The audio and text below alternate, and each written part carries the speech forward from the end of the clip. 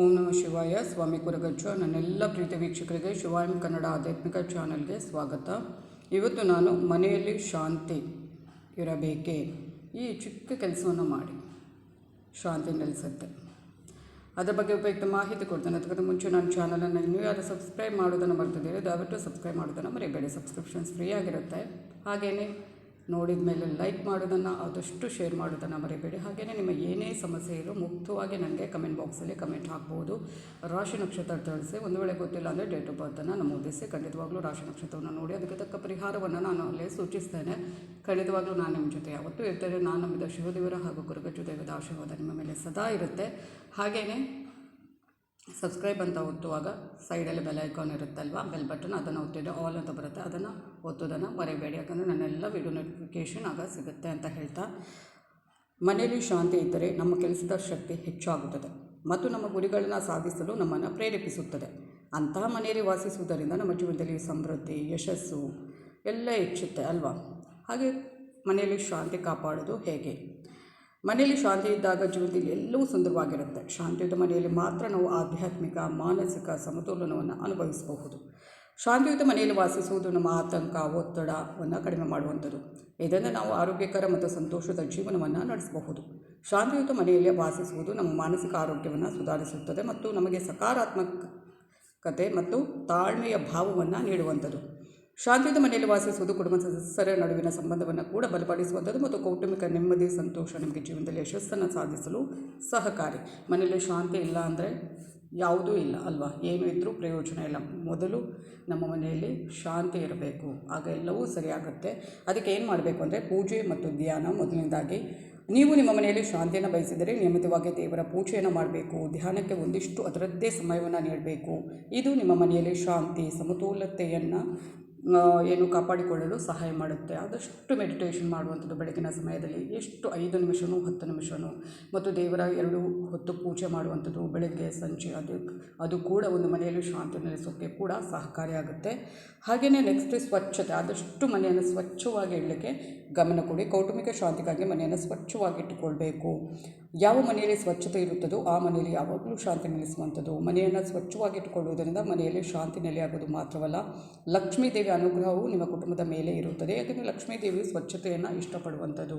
ನಾನು ಈಗಾಗಲೇ ವಿಡಿಯೋದಲ್ಲಿ ಹೇಳಿದ್ದೇನೆ, ಸ್ವಚ್ಛತೆ ಇದ್ದ ಕಡೆ ಲಕ್ಷ್ಮಿ ಬಂದು ನೆಲೆಸ್ತಾರೆ ಅಂತ. ಹಾಗೆಯೇ ಸಂಗೀತ ಮತ್ತು ಕಲೆ. ಸಂಗೀತ ಮತ್ತು ಕಲೆಯನ್ನು ಆನಂದಿಸುವುದು ಮನೆಯಲ್ಲಿ ಶಾಂತಿಯನ್ನು ಉತ್ತೇಜಿಸುತ್ತದೆ, ಮನಸ್ಥಿತಿಯನ್ನು ಧನಾತ್ಮಕವಾಗಿರಿಸುತ್ತದೆ. ಮನೆಯಲ್ಲಿ ಮಧುರವಾದ ಸಂಗೀತವನ್ನು ನುಡಿಸುವುದು, ದೇವರ ಭಜನೆಗಳನ್ನು, ಕೀರ್ತನೆಗಳನ್ನು ಮನೆಯಲ್ಲಿ ಹಾಡುವಂಥದ್ದು ಮತ್ತು ದೇವರ ಮಂತ್ರಗಳನ್ನು ಕೂಡ ಪಠಿಸುವಂಥದ್ದು. ಹಾಗೆ ದೇವರ ಒಂದು ಬೆಳಗ್ಗೆ ಮತ್ತು ಸಂಜೆ ಹೊತ್ತಲ್ಲಿ ಪೂಜಾ ಸಮಯದಲ್ಲಿ ಆದಷ್ಟು ಭಕ್ತಿಗೀತೆಗಳನ್ನು ಮನೆಯಲ್ಲಿ ಇಡುವಂಥದ್ದು. ಒಂದು ಬೆಳಗಿನ ಪೂಜಾ ಸಮಯದಲ್ಲಿ ಆಗಿರಬಹುದು, ಸಂಜೆ ಒಂದು 6 ಗಂಟೆಯಿಂದ 7 ಗಂಟೆವರೆಗೆ ಒಂದು ಭಕ್ತಿಗೀತೆಗಳನ್ನು ಮನೆಯಲ್ಲಿ ಇಡುವಂಥದ್ದು ಅಥವಾ ಭಜನೆ ಮಾಡುವಂಥದ್ದು, ದೇವರ ಪದಗಳನ್ನು ಕೇಳುವಂಥದ್ದು. ಆದಷ್ಟು ಅಂಥದ್ದನ್ನೆಲ್ಲ ನಾವು ಮಾಡ್ತಾಯಿದ್ರೆ ಖಂಡಿತವಾಗ್ಲೂ ಮನೆಯಲ್ಲಿ ಏನೋ ಒಂದು ಸಕಾರಾತ್ಮಕತೆ ನೆಲೆಸುವಾಗೆ ಮಾಡುವಂಥದ್ದು ಅದು. ಹಾಗೆಯೇ ಪ್ರೀತಿ ಮತ್ತು ಬೆಂಬಲ. ಮನೆಯಲ್ಲಿ ಕುಟುಂಬದ ಸದಸ್ಯರ ನಡುವೆ ಪ್ರೀತಿ, ಸಹಕಾರದ ವಾತಾವರಣವನ್ನು ಕಾಪಾಡಿಕೊಳ್ಳುವುದು ಶಾಂತಿಗೆ ಮುಖ್ಯವಾಗುವ, ಅಂದರೆ ಆದಷ್ಟು ಅದು ಮುಖ್ಯವಾದ ವಾತಾವರಣ ಶಾಂತಿ ನೆಲೆಸುವಂತೆ ಮಾಡುವಂಥದ್ದು. ಮತ್ತು ಕುಟುಂಬದ ಪ್ರತಿಯೊಬ್ಬ ಸದಸ್ಯರೊಬ್ಬರನ್ನೊಬ್ಬರು ಸರಿಯಾಗಿ ಅರ್ಥ ಮಾಡಿಕೊಳ್ಳುವುದು, ಜೀವನವನ್ನು ನಡೆಸುವುದು. ಕುಟುಂಬದ ಸದಸ್ಯರ ನಡುವೆ ಪ್ರೀತಿ ಇದ್ದಾಗ ಆ ಮನೆಯಲ್ಲಿ ಸಂಬಂಧಗಳು ಬಲವಾಗಿರುತ್ತದೆ.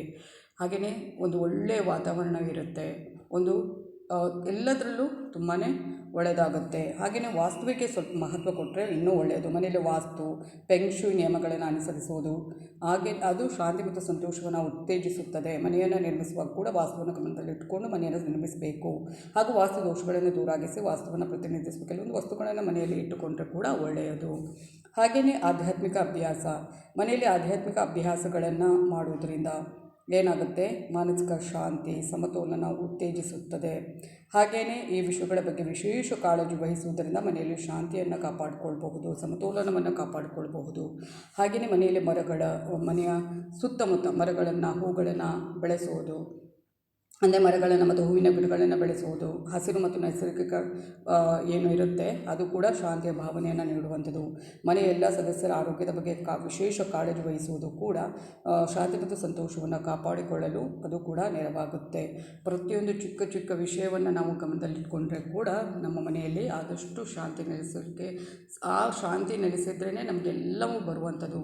ನಮ್ಮ ಏನು ಗ್ರಹಗತಿ ಹಾಳಾಗಿದೆ, ನಮಗೆ ಏನೂ ಇಲ್ಲ, ಅದರ ಬಗ್ಗೆ ಕೊರಗುವುದಕ್ಕಿಂತ ನಾವು ಆದಷ್ಟು ಶಾಂತಿಯುತ ಈ ಥರ ಎಲ್ಲ ಚಿಕ್ಕ ಚಿಕ್ಕ ಚಿಕ್ಕ ವಿಷಯದ ಬಗ್ಗೆ ಗಮನ ಕೊಟ್ಟರೆ ಆ ಒಂದು ಗ್ರಹಗತಿಯಿಂದ ಏನೋ ನಮಗೆ ಪ್ರಾಬ್ಲಮ್ಸ್ ಇರುತ್ತೆ ಅದೆಲ್ಲ ಆದಷ್ಟು ಆದಷ್ಟು ಆದಷ್ಟು ದೂರವಾಗುತ್ತೆ. ಮನೆಯಲ್ಲಿ ಶಾಂತಿ, ಸುಖ, ಸಮೃದ್ಧಿ, ಆರೋಗ್ಯ ಕೂಡ ಇಂಥದ್ದೆಲ್ಲ ಮಾಡೋದ್ರಿಂದ, ಈ ಎಲ್ಲ ನಾನು ಏನು ಹೇಳಿದ್ದೇನೆ ಅದೆಲ್ಲ ಮಾಡೋದ್ರಿಂದ ಆದಷ್ಟು ಮನೆಯಲ್ಲಿ ಶಾಂತಿ ತುಂಬೋಕ್ಕೆ ಅಥವಾ ಸಂತೋಷ, ಒಂದು ಒಳ್ಳೆಯ ವಾತಾವರಣ, ಸಕಾರಾತ್ಮಕತೆ ನೆಲೆಸೋಕ್ಕೆ ಸಾಧ್ಯವಾಗುತ್ತೆ.